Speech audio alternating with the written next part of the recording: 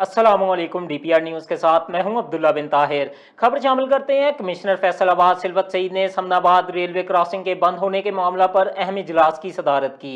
Railway crossing खोलने के अहकामात की खिलाफ वर्जी पर कमिश्नर ने इजहार बरहमी करते हुए म्यूनसिपल कॉरपोरेशन, एफडीए और पाकिस्तान रेलवे के अफसरान की सरजनिश की।